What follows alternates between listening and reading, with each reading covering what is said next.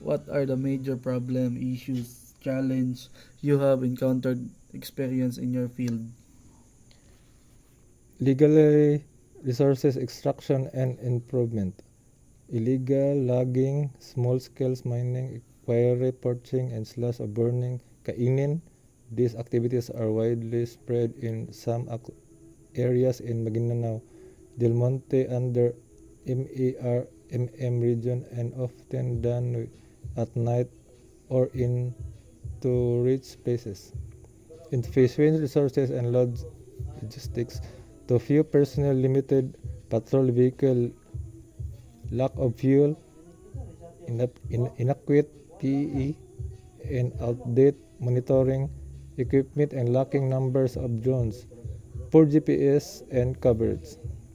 Access and geography, remote update, slip terrain and flooded wetland makes routine monitoring, rapid response, and evidence collection difficult.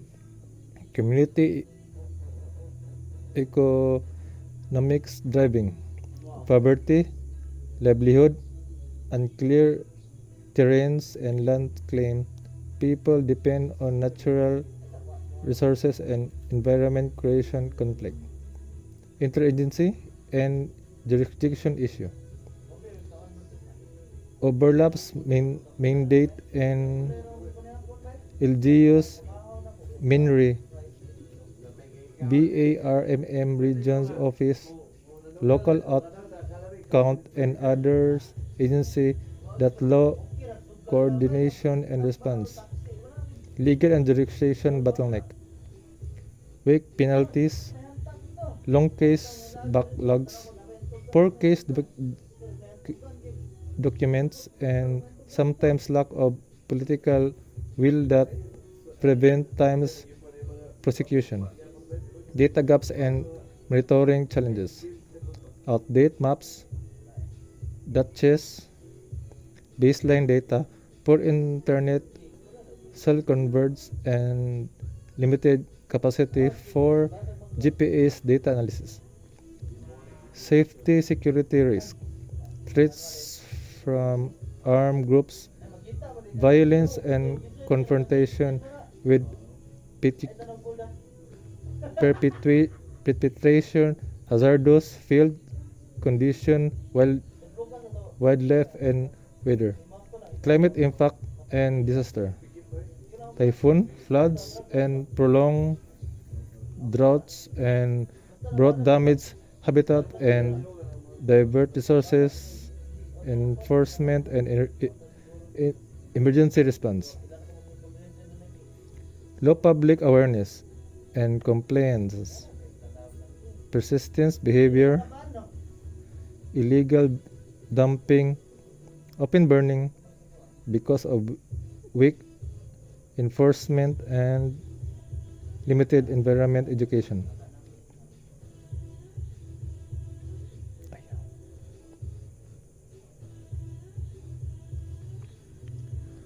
Why are those considered problems? These issues mentioned in number one are problems because they cause environment degradation, deforestation, silicization, loss of biodiversity, degraded waste with long-term, often irreversible impact, threaten public health and livelihood, polluted water, increased flood risk, loss of fishery, agriculture, productivity, and determine the rule of law and institution degradability. When violations go unchecked, it reduced public trust and memory.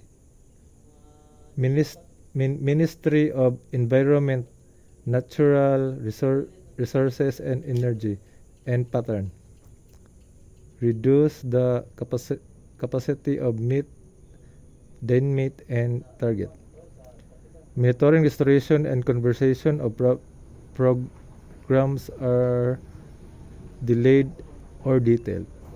Create human safety risk for staff and community, making fireworks damage and reduce willingness to deploy term, result in economic loss. Lost revenue for sustaining resources. Use higher disaster response cost and lost tourism investment. Number 3. How did those problems affect your heavy workload and stress? Longer hour, frequent energy, development and log out of case and report. Lower morale, repeated setback, apprehending, convending, convenders and failing to secure conviction are demotiv- demotivating. Safety concerns, anxiety about threats during patrol and need for security escort. Efficiency, time wasted on logistic du- duplication of effort because of weak interagency coordination. Professional frustration, seeing ecosystem damage despite of effort and feeling limited by policy of resources constraints. Strong empathy of improvisation, having to find ad hoc solution, borrowed vehicle, voluntary community guides to get work done.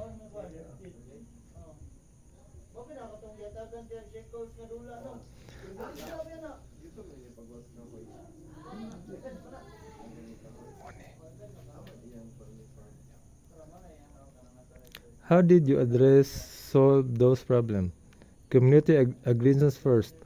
Hold consultation, school talk and livelihood workshop. Create barangay environment, voluntary and environment communication in monitoring and reinforcement of conversation become a shared goals information. Education and communication, IRC and communication. Education and public awareness, CERP, is also conducted by of the Office of Memory through every concerned communication under BARMM region. Partnership and networking. Office of Memory also coordinate with LGU, PNP, Coast Guard, Marine Police, in NGO, S academies and donor agencies to pool resources, get technical support, and rescue escort when needed. Intelligence and target reinforcement. Personnel of memory office focus patrol where evidence of tips points of high risk activities rather than random patrol. Uses community informant. Better document and cause bindings.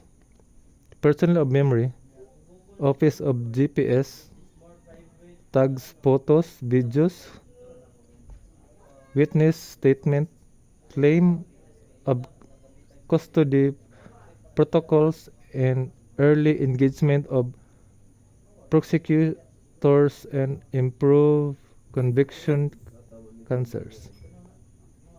Use of appropriate technology. Person of memory office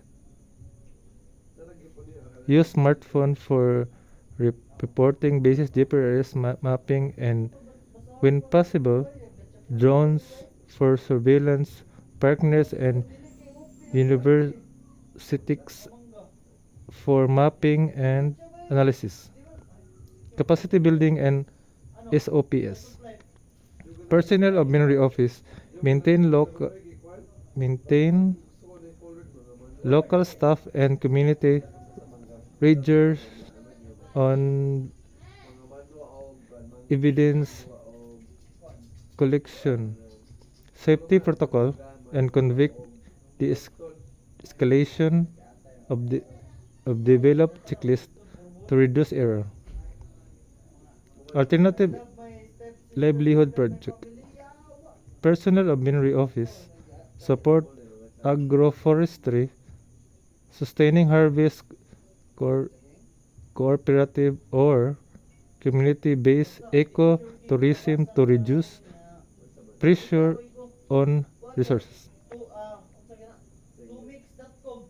Advocacy and communication.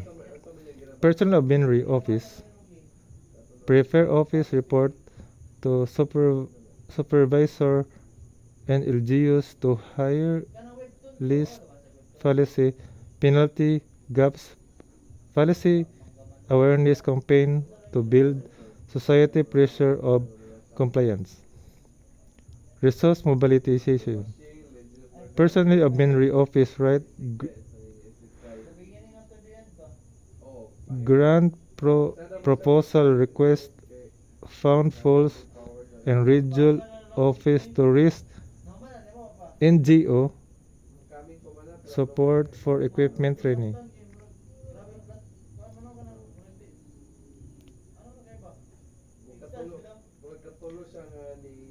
After